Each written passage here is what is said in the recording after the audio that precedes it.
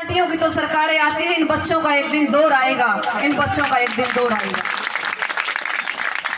और जिस लड़ाई का आगाज बच्चे करते हैं, जिस क्षेत्र के बच्चे लड़ाई लड़ना शुरू कर देते हैं, यकीनन उस क्षेत्र का जो भविष्य होता है वो उज्जवल होता है।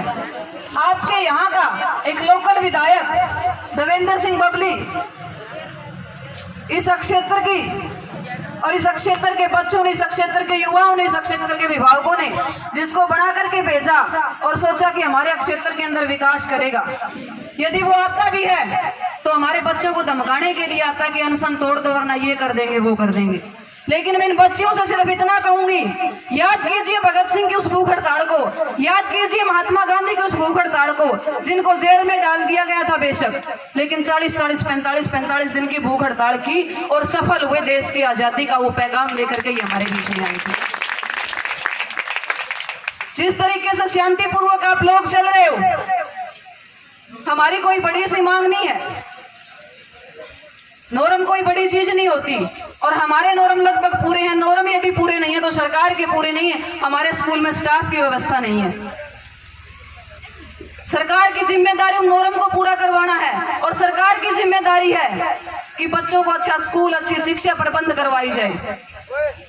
बहुत सारी बच्चियां यहां से निकलेगी और मैं तो इस सरकार का भला मानती हूं कि आप लोगों के बीच में एक तरीके से आपको ये बताया कि धरने की शुरुआत करो, आप लड़ना सीखो और यकीनन जिस दिन आप ये धरना जीत करके उठोगे तो बच्चा आपको ये बोलेगा कि हमारे बीच में एक मोनिका हमारी बहन ऐसी थी जिसने अनशन किया और हमारा स्कूल जो 12वीं तक का हुआ, अमृता एक ऐसी बच्ची थी जिसने अनशन किया और हमारा स्कूल 12वीं तक का हुआ। इन चारों बेटियों को मैं तो कहती हूँ कि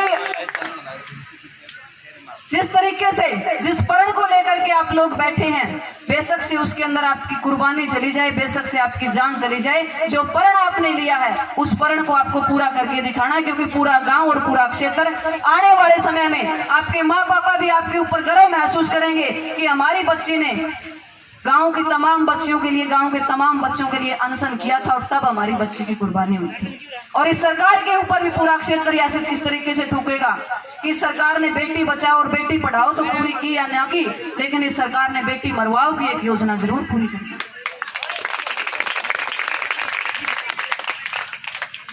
मैं खुद का जहां जिक्र करती हूँ, लगभग हमने 82 दिन गांव खेदड़ के अंदर धरना चलाया। आपको तो आज 11 दिन हुए हैं, 82 दिन गांव खेदड़ के अंदर धरना चलाया और हम जीत के साथ उठे। लगातार 379 दिन दिल्ली के Tikri border, Singhu border, Dhansa border, Ghazipur border पर हम बैठे रहे और एक जीत के साथ उठे। संयम, धैर्य और सहनशीलता एक ऐसी लड़ाई की एक ऐसी नींव होती है, अगर हम बैठे रहे तो कुछ न कुछ लेके उठेंगे और अगर हम मैदान में डटे रहे, बेशक से कुर्बानियां चली जाए लेकिन हमें जीतने से कोई भी नहीं रोक सकता। तो उसी एक विश्वास के साथ, उसी एक दृढ़ता के साथ और उसी एक जोश के साथ, 4 तो क्या, यदि 4000 इस गांव की लड़कियों को भी अनशन के ऊपर बैठना पड़ जाए तो मेरी बहनों पीछे मत हटना, उस लड़ाई को जारी रखना।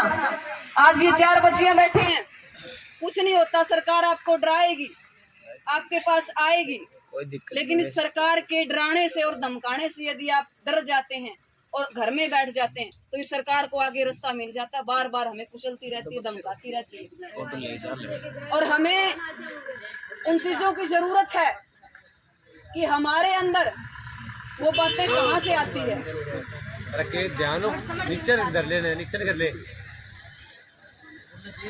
हमारे अंदर वो जोश और जज्बा होता है, जो उसको बनाए रखने के लिए, बरकरार रखने के लिए हमें जरूरी है जो भी आए इन बच्चियों का हौसला बढ़ाए।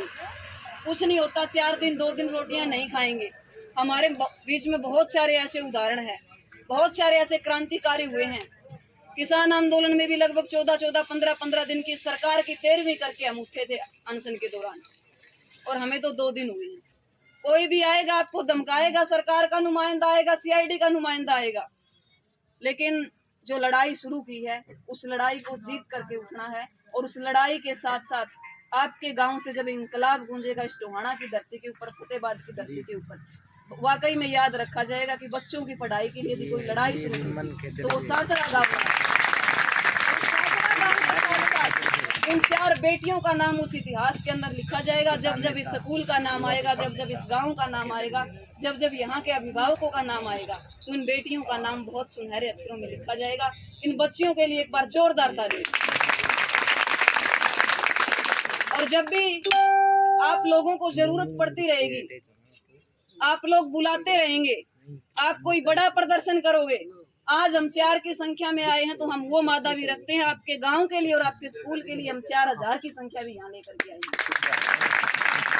इन्हीं शब्दों के साथ इस क्रांतिकारी धरती को सलाम और सैल्यूट करते हुए आप सभी का बार बार धन्यवाद।